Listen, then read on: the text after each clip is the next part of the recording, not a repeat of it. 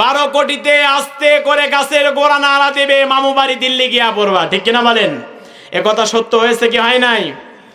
সত্য হয়েছে। আল্লাহর ওলি কাকে বলে দেখেন। সুতরাং যারা শহীদ হয়, আমাদের পাবনার মতিউর রহমান নিজামী, আমার নামের নাম ফরিদপুরের সন্তান আলী আহসান মোহাম্মদ মুজাহিদ, আল্লামা দেলাওয়ার হোসেন সাইদ, এই সমস্ত বড় বড় আলেমদেরকে, মুফাসসিরদেরকে এরা সহ্য করতে না পেরে দুনিয়া থেকে শহীদ করে দিয়েছে। কথা বলেন ঠিক কিনা? গত পরশু দিনকে 8 তারিখ ছিল, আমি পিরোজপুরে গিয়েছিলাম, মাহফিল ছিল। সেখানে গিয়ে আল্লামা দেলাওয়ার হোসেন সাইদি সাহেবের কবরের পাশে দোয়া করেছি। যতক্ষণ ছিলাম মনের মধ্যে এত তৃপ্তি পাচ্ছিলাম, অন্তরটা কান্না করতেছিল, চোখ দিয়ে অঝরে পানি পড়তেছিল। আহারে, কোন মানুষের পাশে দাঁড়িয়ে আছে! আল্লাহু আকবার। সুতরাং শহীদরা মরে না, এই ঘোষণা দিয়েছেন কে? আল্লাহ পাক রব্বুল আলামিন বলেন, ওয়ালা তাকুলু লিমান ইয়াকতালু ফি সাবিলিল্লাহি আমওয়াত। আল্লাহু আকবার। বাদশা ফয়সাল স্বপ্নে দেখলো ইরাকের দজলা নদীর তীরে সালমান পার্কের নিচে আল্লাহ নবীজির 2 জন সাহাবী ঘুমিয়ে আছে। একজনের নাম হচ্ছে হুযায়ফাতুল ইয়ামিন, আর একজনের নাম হচ্ছে আব্দুল্লাহ আনসারী। এই 2 জন সাহাবী আল্লাহর জন্য, রাসূলুল্লাহর জন্য, ইসলামের জন্য, কোরআনের জন্য এই পৃথিবীতে তাদের জীবনের তাজা রক্ত আল্লাহর জমিনে ঢেলে দিয়ে শহীদ হয়েছিল। ঘুমিয়ে আছেন হুযায়ফাতুল ইয়ামিন, আব্দুল্লাহ আনসারী, 2 জন সাহাবী ইরাকের বাদশা ফয়সালকে স্বপ্নের মধ্যে দেখাচ্ছেন। বাদশা ফয়সাল ইরাকের দজলা নদীর তীরে সালমান পার্কের নিচে, আমি হুযায়ফাতুল ইয়ামিন আর আমার পাশে শাহিদ আছেন আব্দুল্লাহ আনসারী, 2 জন শহীদ হয়ে ঘুমিয়ে আছি।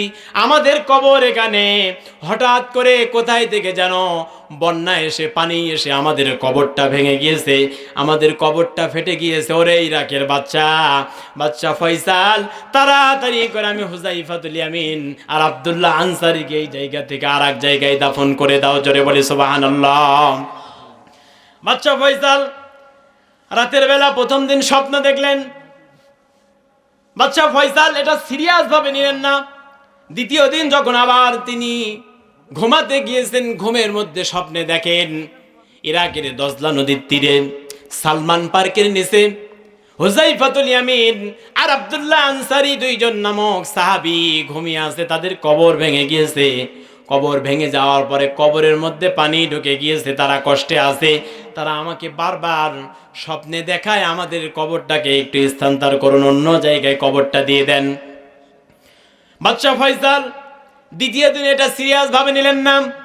তৃতীয় দিন বাদশা ফয়সাল আবার যখন ঘুমাতে গেলেন রাতের বেলায়, স্বপ্নে দেখলেন ইরাকের দজলা নদীর তীরে সালমান পার্কের নিচে 2 জন সাহাবী স্বপ্ন দেখালো। বাদশা ফয়সাল তাড়াতাড়ি করে ঘুম থেকে উঠে ফজরের নামাজ আদায় করে হাঁটতে হাঁটতে রাস্তা দিয়ে যখন যাই, একজন আলেমের বাড়িতে গেলেন। যে আলেম সাহেবকে জিজ্ঞাসা আমি করে আসব, আমাকে এইভাবে তিন দিন পিট একই রকম স্বপ্ন আমাকে দেখানো হয়েছে। আলেম মশাই, আলেম সাহেব, তাদের কবর কি খোঁড়া যাবে, তাদের কি ওঠানো যাবে কিনা? যদি আলেম সাহেব ফতোয়া দিয়ে থাকে তাহলে আমি তাদেরকে নিয়ে আসবো। বাদশা ফয়সাল আলেম মশাইয়ের কাছে, আলেম সাহেবের কাছে যখন এ কথা বললেন, সঙ্গে সঙ্গে আলেম সাহেব বললেন, ওগো ইরাকের বাদশা ফয়সাল, আল্লাহ নবীজির 2 জন সাহাবী হুযায়ফাতুল ইয়ামিন আর আব্দুল্লাহ আনসারী 2 জন রাসূলুল্লাহ জলিলুল কদর সাহাবী তোমাকে স্বপ্নে দেখিয়েছে। তাড়াতাড়ি করে তাদের কবরটা খনন করে তাদের লাশ ওঠাও। জোরে বলি সুবহানাল্লাহ। বাদশা ফয়সাল চলে গেলেন। যাওয়ার পরে কবরের পাশে যখন দাঁড়িয়ে আছেন, 2 জন সাহাবীর কবর খনন করা হবে। হঠাৎ করে কিছু লোক আসলো, বলল না, এই এখনই হুযায়ফাতুল ইয়ামিন আর আব্দুল্লাহ আনসারী 2 জন সাহাবীর লাশ এখনই খোঁড়া হবে না, কবর খনন করা হবে না। সুতরাং আগামী 1 মাস পরে মানুষেরা হজ করতে আসবে কাবা শরীফের পাশে। তারা যখন আসবে সবাই মিলে, আমরা আল্লাহ নবীজির সাহাবীকে দেখি নাই, সবাই মিলে যখন হজ করতে আসবে সবাই মিলে একত্রিত হয়ে আমরা আল্লাহ নবীজির দুইজন জলিলুল কদর সাহাবীকে দেখব। জোরে বলি সুবহানাল্লাহ। এই কথা বলে দিলেন। 1 মাস চলে গেল, হজের মৌসুম আসলো। কাবা শরীফ থেকে হজ শেষ করে সব মানুষেরা ইরাকের দজলা নদীর পাশে সালমান পার্কে গিয়ে উপস্থিত হয়ে গেল। যাওয়ার পরে একজন সাহাবীর লাশ হুযায়ফাতুল ইয়ামিন, তার কবর খনন করা হলো। হুযায়ফাতুল ইয়ামিনের কবর খনন করে হুযায়ফাতুল ইয়ামিনকে কবর থেকে বের করা হলো। আব্দুল্লাহ আনসারীকে কবর থেকে বের করে সেখানে শায়িত করা হলো খাটিয়ার উপরে। বাচ্চা ফয়সাল এবার ইরাকের বড় বড় ডক্টরকে, বড় বড় বিজ্ঞানীকে হাজির করলেন আল্লাহর কোরআনুল কারীমের আয়াতকে সত্য প্রমাণ করার জন্য। আল্লাহ পাক রব্বুল আলামিন কোরআনুল কারীমের আয়াতকে সত্যতা যাচাই করার জন্য। কেননা আল্লাহ পাক বলেছেন, ওয়ালা তাকুলু লিমান ইয়াকতালু ফি সাবিলিল্লাহি আমওয়াত বাল আহইয়াউ ওয়ালাকিন লা তাশউরুন। কারণ আল্লাহ পাক বলেছেন, শহীদরা কখনো তাদেরকে মৃত বলো না, কেননা তারা তো জীবিত, তারা তো কবরের মধ্যে রিজিক পায়, খাবার পায়। বড় বড় ডক্টর আসলো ইরাকে, বড় বড় বিজ্ঞানী আসলো। আসার পরে যখন তারা চেক আপ করলো, পরীক্ষা করলো, দেখলো একজন মানুষের এই পৃথিবীতে বেঁচে থাকার জন্য, সুস্থ থাকার জন্য শরীরে যেমন চামড়া প্রয়োজন, যেমন রক্ত চলাচল প্রয়োজন, হাড্ডি প্রয়োজন, গোশত প্রয়োজন, যেমন শক্তি প্রয়োজন। দুইজন সাহাবীকে পরীক্ষা করে দেখল, হুযায়ফাতুল ইয়ামিন আর আব্দুল্লাহ আনসারী, দুইজন সাহাবীকে বড় বড় ডক্টর আর বিজ্ঞানীরা গবেষণা করে দেখল তাদের শরীর এবং চামড়া, রক্ত সব কিছু এখনো চলাচল করে। জোরে বলি সুবহানাল্লাহ। ডাক্তার এবার পরীক্ষা করেন, হুযায়ফাতুল ইয়ামিন আর আব্দুল্লাহ আনসারী চোখ পরীক্ষা করলো। এই পৃথিবীতে বেঁচে থাকার জন্য একজন সুস্থ মানুষের চোখের যেমন পাওয়ার প্রয়োজন, আল্লাহ পাক রব্বুল আলামিন আজ কয়েকশো বছর হুযায়ফাতুল ইয়ামিন আর আব্দুল্লাহ আনসারী শহীদ হয়ে কবরে ঘুমিয়ে আছে, তাদের চোখ পরীক্ষা করলো। ডক্টর বলেন, বিজ্ঞানী বলেন, গবেষণা করে বলেন, আল্লাহ নবীজির সাহাবী হুযায়ফাতুল ইয়ামিন আর আব্দুল্লাহ আনসারী চোখের পাওয়ার একজন সুস্থ মানুষের থেকেও বেশি। জোরে বলি সুবহানাল্লাহ। আল্লাহ পাক রব্বুল আলামিন কোরআনে যে বলেছেন, ওয়ালাম তাকুলু লিমান ইয়াকতালু ফি সাবিলিল্লাহি আমওয়াত। ও পৃথিবীর মানুষেরা, তোমরা কখনো শহীদদেরকে মৃত বলো না, কারণ শহীদেরা মারা যায় না, তারা তো এই পৃথিবীতে কবরের মধ্যে আমি আল্লাহর পক্ষ থেকে রিজিক পাই। জোরে বলি সুবহানাল্লাহ।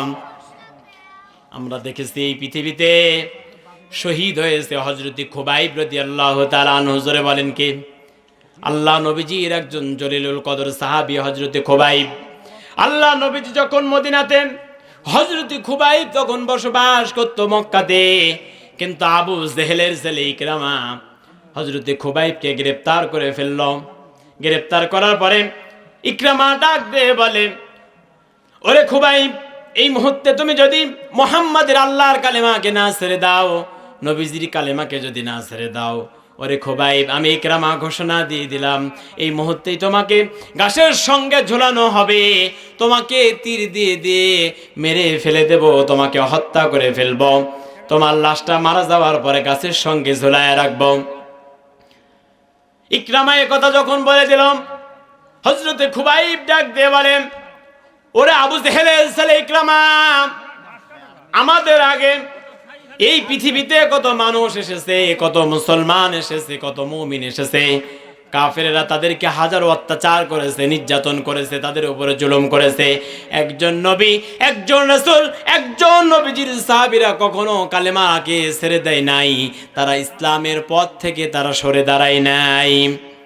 ইকরামা বলেন, ওরে খুবাইব, তুমি কি কালেমা ছাড়বা না?